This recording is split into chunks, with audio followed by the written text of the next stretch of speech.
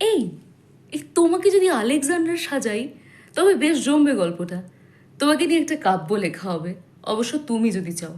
আরে ওই খ্যাপাটে রাজাটা, ওরই মতো তোমারও জয়ের নেশা প্রবল। তুমিও কোনো কিছুই তোয়াক্কা করো না।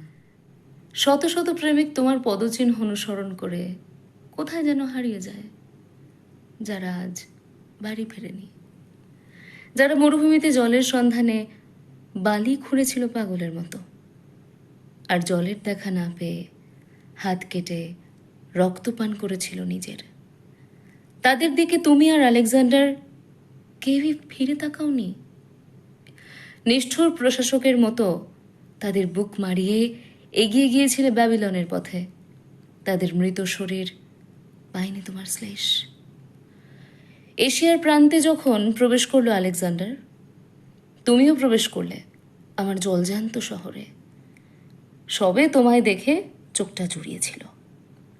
ঠিক সেইখানেই শত শত তীর ধেয়ে এলো আমার পাঁজর লক্ষ্য করে। যেমনটা আলেকজান্ডারের সৈনিক বান চালিয়েছিল হাজার হাজার এশীয় সৈনিকের ওপর, ধ্বংস করেছিল তাদের কুঁড়ে ঘরগুলো। তোমার পদাঘাতে ভেঙেছিল কত কত প্রাচীন নগরী, প্রাচীর। তারপর তুমি ফিরেও তাকাওনি।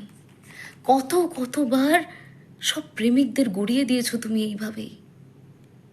আমরা চোখের জলে সেই নৃশংসতার হিসেব ধরে রাখতে পারিনি। তবে অত শত কিছু জয় করার পরেও তুমি ভোগ করতে পারোনি কিছুই। তোমাকে সেই ব্যাবিলনের মায়াই কোথাও না কোথাও বেঁধে রেখেছিল আষ্টে পৃষ্ঠে। তোমারও বোধ হয় মায়া আর ভালোবাসা দুই জন্মেছিল। তাই শেষ নিঃশ্বাসটাও ফেললে ব্যাবিলনেই, আলেকজান্ডারের মতন।